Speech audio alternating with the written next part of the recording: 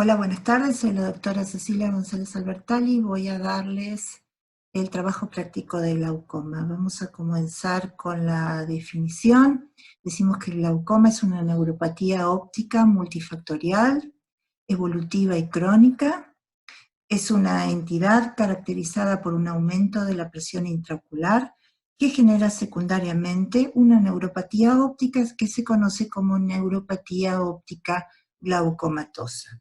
El glaucoma es un conjunto de enfermedades o estados patológicos cuyo denominador común es un aumento de la presión intraocular. El factor más estudiado entonces es la presión intraocular. Es la segunda causa de ceguera en el mundo, la prevalencia del 2 al 2,5% en individuos mayores de 40 años y asciende a 6,6% en sujetos mayores de 75. Debido a que en la mayoría de los casos es una enfermedad asintomática, puede pasar inadvertida. La presión intraocular normal va entre 10 y 22 milímetros de mercurio. La presión intraocular es la que le da al ojo su forma y la resistencia de sus paredes. La presión intraocular depende de la normal producción y el normal drenaje del humor acuoso. El humor acuoso se produce en el cuerpo ciliar por secreción y ultrafiltración. Pasa de la cámara posterior a la cámara anterior a través del orificio pupilar y en la cámara anterior encuentra su sitio de drenaje, que es el seno o ángulo camerular, son sinónimos. Es la porción más periférica de la cámara anterior donde se encuentra el sitio de drenaje del humor acuoso. El drenaje del humor acuoso se va a hacer por dos vías, por una vía convencional y una vía no convencional. El 75% lo hace por la vía convencional, que está formada por el trabeculado, el canal de Schlemm y las venas acuosas. Y la vía no convencional o uveoescleral, que tiene el 25% restante del humor acuoso, va a ser a través de la parte posterior del ojo hacia la circulación venosa. No existe el glaucoma por hiperproducción de humor acuoso, por lo tanto siempre existe una alteración en el drenaje.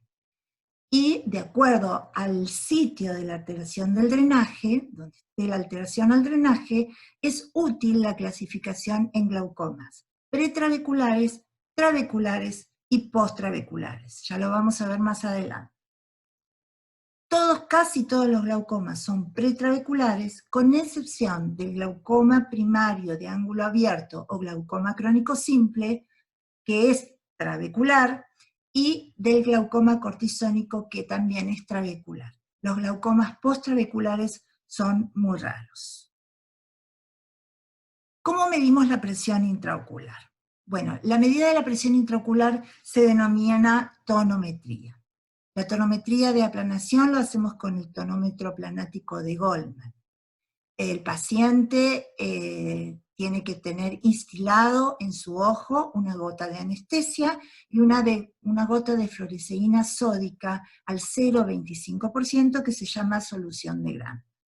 Con ambas cosas instiladas se apoya el tonómetro de Goldman y van a aparecer dos segmentos de círculo que debemos unir por su borde interno, como se ve en la figura inferior derecha. Ese es el valor de la presión intraocular normal, que repito, es normal entre 10 y 22 milímetros de mercurio.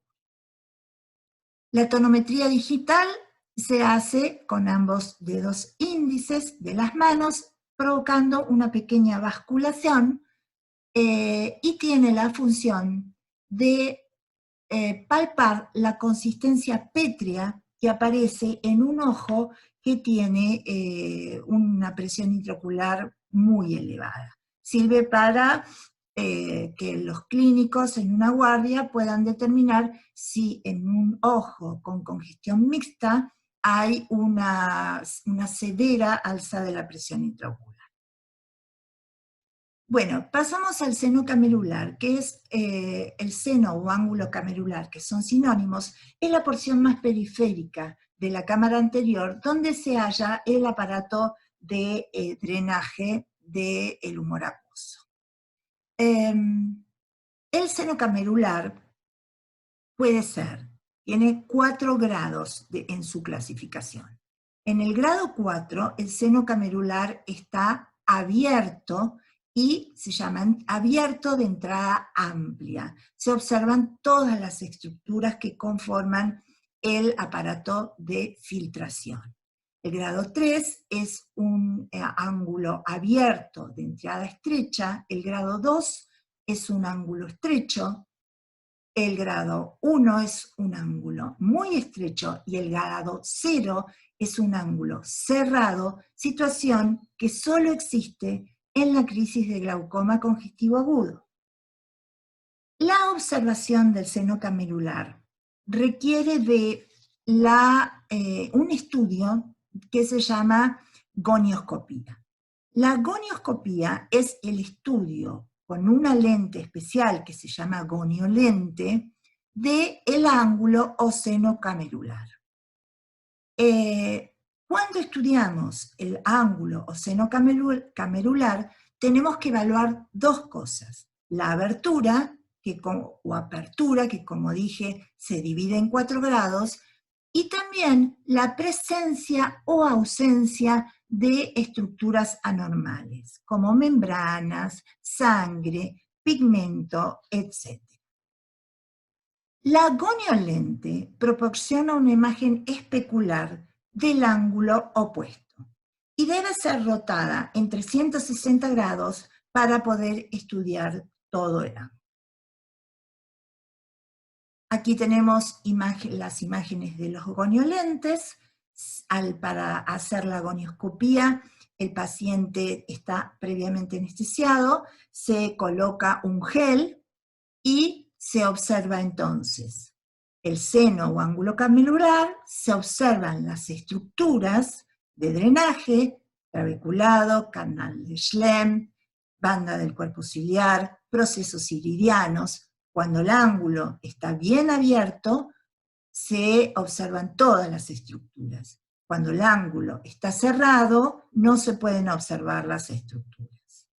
Y además de la apertura del ángulo y su clasificación, debemos observar si existe la presencia de elementos anómalos. Vamos entonces a la clasificación del glaucoma. Y los vamos a dividir en glaucomas primarios, secundarios y el glaucoma congénito.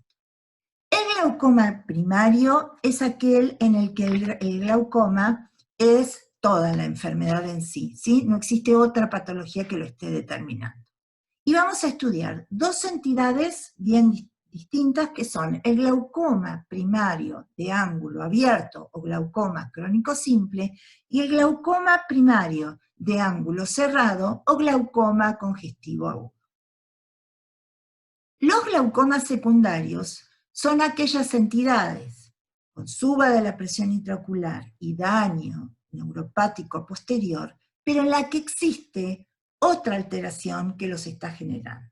Y los clasificamos en glaucomas secundarios traumáticos, uveíticos, el glaucoma neofibrobascular, que se asocia a la diabetes en su forma proliferativa, la trombosis venosa, los glaucomas facogénicos, facocristalino génico de génesis, son los provocados por el cristalino, ya sea por una alteración de su forma o de su posición. El glaucoma cortisónico, por ingestión sistémica o por uso tópico de corticoides, y que es, junto con el crónico simple, los únicos 2 glaucomas de etiología trabecular. Otros glaucomas, como el pseudoexfoliativo, el pigmentario, el glaucoma secundario, tumores intraoculares, en el que existe una parte mecánica por el tumor mismo, o también a veces la obstrucción pretrabecular está dada por la presencia de pigmento que altera la filtración. Bueno, vamos a comenzar con la descripción de glaucoma primario de ángulo cerrado o glaucoma congestivo agudo. Esta es una afección mecánica y biométrica del ojo.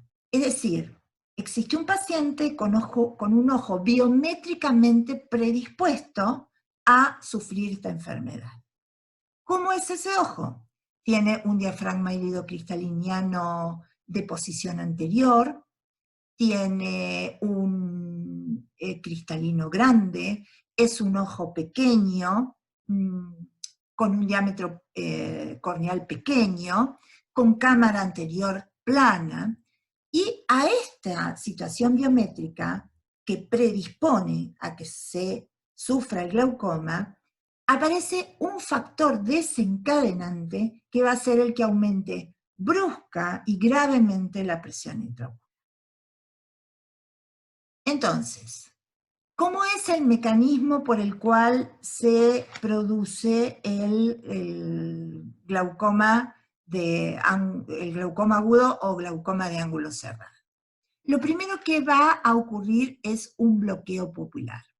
En un ojo predispuesto, una midriasis va a provocar el bloqueo pupilar, es decir, el contacto del borde del iris con el cristalino.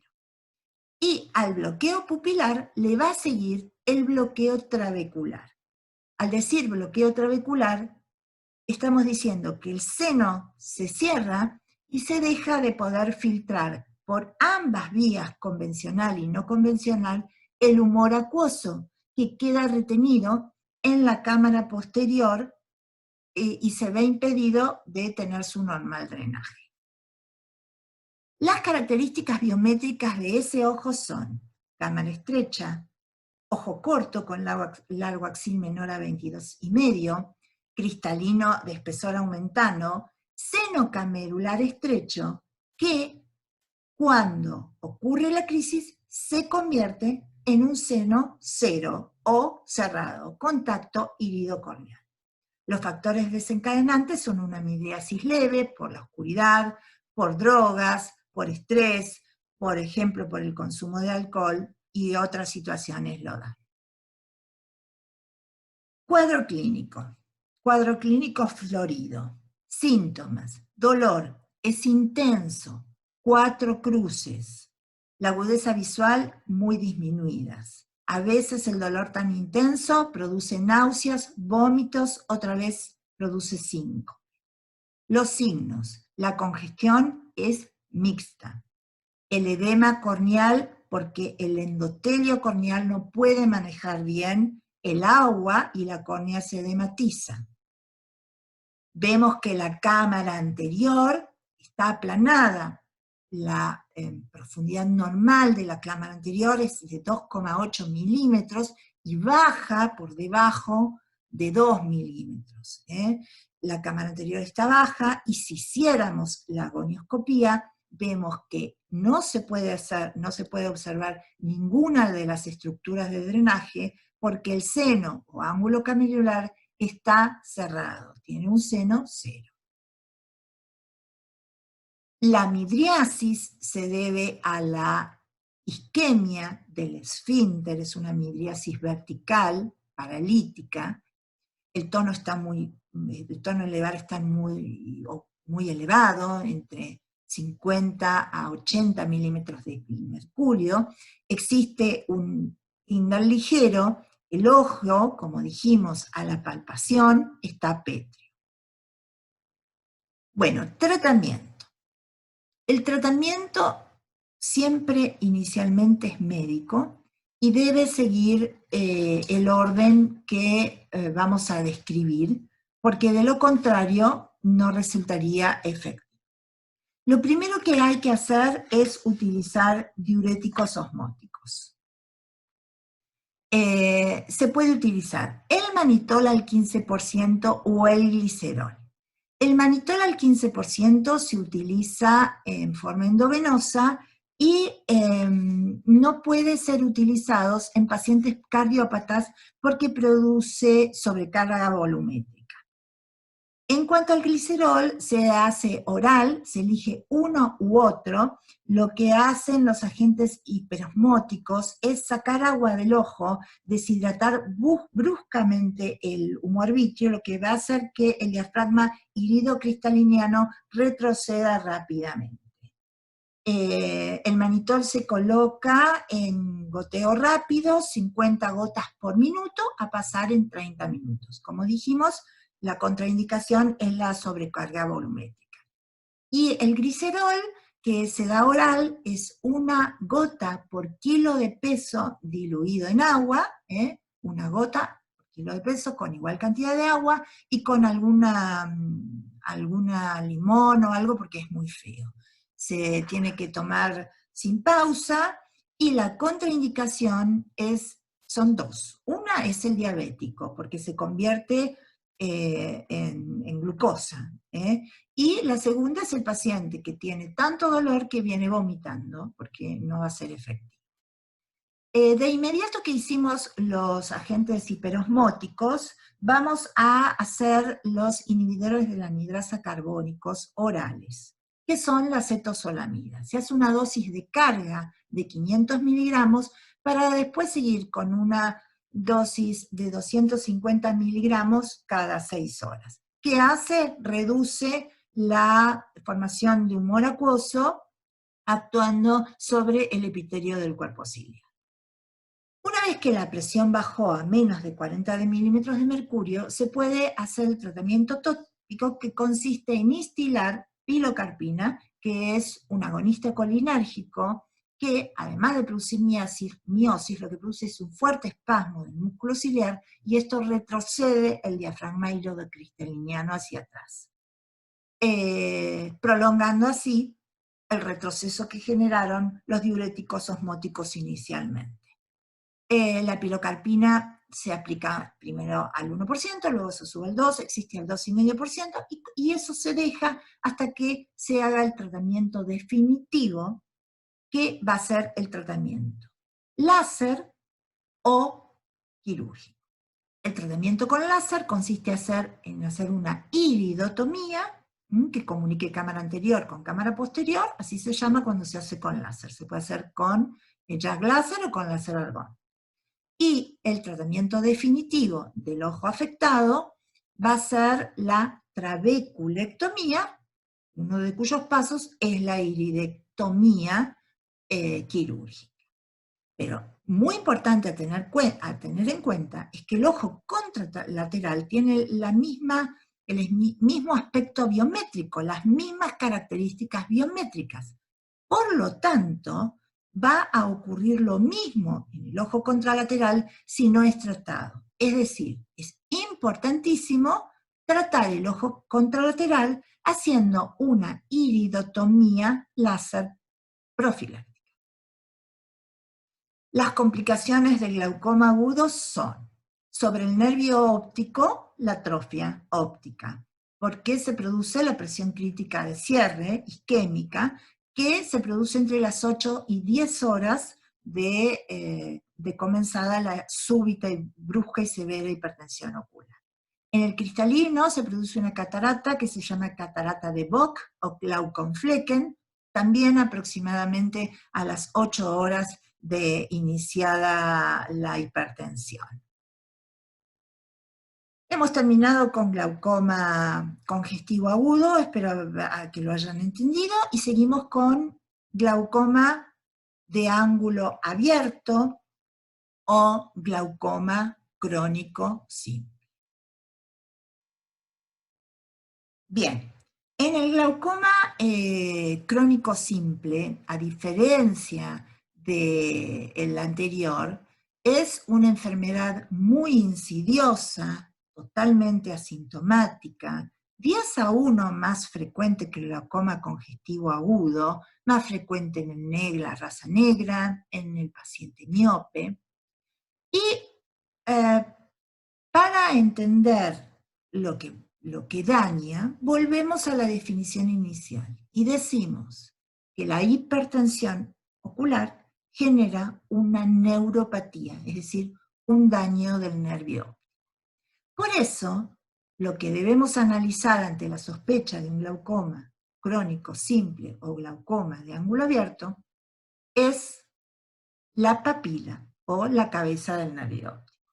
Y decimos que la papila es un disco de 1.5 milímetros de diámetro, rosado, de bordes netos, situado algo nasalmente y algo superior del centro del polo posterior, que tiene en el centro una zona que se llama excavación, que es una zona en que el tejido neural está reemplazado por glía y es la zona en la que pasan los vasos. Esa excavación debe tener un tamaño que no puede superar los 3/6 del tamaño de la papila. Cuando esos 3/6 son superados, significa que hay un crecimiento patológico de la excavación y la circunstancia que esto genera es el glaucoma crónico simple. Al haber un crecimiento de la excavación, va a haber un anillo neuroretinal, que es la zona periférica de la excavación, que esté disminuido.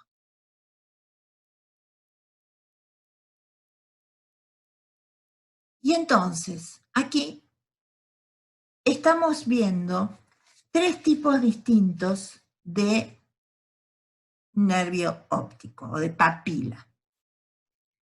En la foto superior izquierda, una papila normal, con una excavación que es de 1/6 del diámetro de la papila y un anillo neuroretinal normal. Ya vemos que en la foto que sigue, la excavación ha crecido y sobre todo ha crecido vertical e inferiormente. En la foto siguiente, abajo a la izquierda, la excavación ha crecido aún más, hay un agrandamiento más importante de la excavación. El anillo neuroretinal está disminuyendo en su tamaño y hay una nasalización de los vasos y la presencia de lo que se llaman vasos en bayoneta, que es una forma de los vasos que toman cuando tienen que elevarse para alcanzar el plátano de la retina. En la última foto, abajo a la derecha, la excavación es casi de 6/6 de la papila y estamos casi ante una atrofia óptica glaucomatosa. A estos cambios de la excavación, o estos cambios de la excavación y de la pérdida del borde neuroretinal, les siguen o se correlacionan, mejor dicho, con cambios en el campo visual computarizado. El campo visual del paciente con glaucoma crónico simple sufre de 2 defectos. Uno es la contracción periférica generalizada progresiva. Y el otro es la presencia de escotomas. Aparecen escotomas en el área de Bjerrum, escotomas nasales paracentrales aislados, el escotoma nasal de Ron, la cuña temporal, los escotomas arqueados del área de Bjerrum, los escotomas arqueados dobles, y la última persistencia es la de una isla temporal y una isla central de visión, que es lo último que se pierde. Aquí vemos un campo visual normal, y lo que acá en esta figura se refleja es la contracción periférica generalizada y severa que va ocurriendo y que terminan generando lo que se llama visión en caño de escopeta. Es un remanente central de 10,5 grados. El tratamiento del glaucoma crónico simple, en principio, es con la instilación tópica de fármacos. Solo si eso falla, podemos hacer un tratamiento láser que se llama trabeculoplastía, se puede hacer con láser argón o con láser YAG, y como última instancia es el tratamiento quirúrgico, que es la trabeculectomía. Los fármacos que pueden usarse para el tratamiento son básicamente 4 grupos. Los beta bloqueantes, el timolol o el cartiolol, que lo que van a hacer es disminuir la producción de humor acuoso. Los inhibidores de la anhidrasa carbónica tópica, como la dorzolamida o la brinzolamida, que también disminuyen la producción de humor acuoso. Los agonistas prostaglandínicos, como el latanoprost o el travoprost, que ellos lo que hacen es mejorar la vía de salida no convencional o uveoscleral para que por ahí filtre el humor acuoso. Y por último, los agonistas alfa-2 adrenérgicos, como la brimonidina, que tienen doble mecanismo de acción. Actúan mejorando la salida uveoscleral y disminuyendo la producción de humor acuoso. En cuanto a la trabeculectomía, es una cirugía filtrante que drena el humor acuoso fuera del ojo. Bueno, pasamos a la última de las entidades que vamos a ver en esta clase, que es el glaucoma congénito. Entonces, el glaucoma congénito lo definimos como un trastorno embrionario del ángulo o seno camerular. Es una displasia del seno camerular que puede tener dos formas clínicas, como hiperplasia o como aplasia del ligamento pectíneo. Es una anormalidad de la malla trabecular, o sea, es un glaucoma de etiología trabecular, que tiene, y pretrabecular, porque a veces se forman membranas por delante del trabecular. La incidencia es de un caso cada 10.000 nacimientos y es una causa importante de ceguera infantil. Puede ser primario o puede estar asociado a otras malformaciones congénitas oculares, que son los glaucomas congénitos secundarios. Acá estamos describiendo el glaucoma congénito primario. El glaucoma congénito primario, el 75% de las veces es bilateral, simétrico o asimétrico, y el 25% de las veces es unilateral. El cuadro clínico se caracteriza por una epífora. La epífora es activa por irritación trigeminal, tiene fotofobia, blefarospasmo, como se ve en las fotos. Fíjense que se necesitan de los dedos para abrirle los ojos porque tiene un fuerte blefarospasmo. El ojo del niño responde a la hipertensión intraocular con crecimiento de sus estructuras. Por lo tanto, son ojos grandes, cuando el ojo se agranda así se llama buftalmía, ojo de buey. Los ojos grandes presentan megalocornia y el llanto inexplicable suele ser por dolor. El glaucoma congénito debe ser tratado quirúrgicamente, debe tener una dirección urgente al especialista. El tratamiento quirúrgico tiene un éxito alto, del 80 o 90% de éxito. Es muy importante la primera cirugía, que se puede hacer una trabeculectomía o una goniotomía. Terminamos la clase con un caso clínico. Se presenta un paciente de 45 años que consulta en la guardia por cefalea en hemicránea, dolor ocular y vómitos, presenta congestión mixta en su ojo, cuáles signos evalúa, qué maniobra realiza y cuál es su diagnóstico presuntivo.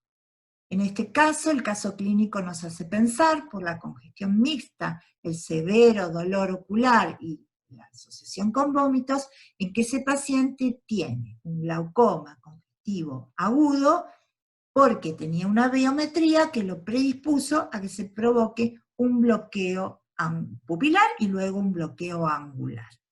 La presión subió mucho, por lo tanto, en la guardia, si hacen la palpación, van a encontrar una consistencia pétrea de ese ojo, ya ven la congestión mixta, deben mirar la córnea, que está edematosa, se está aporcelanando, está perdiendo su brillo, puede tener epífora, y entonces el diagnóstico es el de glaucoma congestivo agudo. El tratamiento debe ser inmediato. Recuerden que a las pocas horas de la hipertensión ocular empiezan los daños irreversibles, como el glauconflecken, la atrofia del estroma iridiano, la midriasis vertical que no resuelve más por isquemia del esfínter, y por último, la atrofia óptica. Por lo tanto, hay que hacer el tratamiento sistémico inmediato, con el orden que ya describí, y después se verá el tratamiento bilateral con iridotomía y la trabeculectomía para el ojo que tuvo la crisis del glaucoma agudo. Bueno, hemos terminado esta clase, espero que haya sido útil para ustedes. Yo les voy a dejar mi mail institucional y mi mail personal. Para cualquier duda que tengan acerca de esta clase, se pueden comunicar conmigo. Sin más, los saludo, cuídense mucho y que tengan una linda jornada.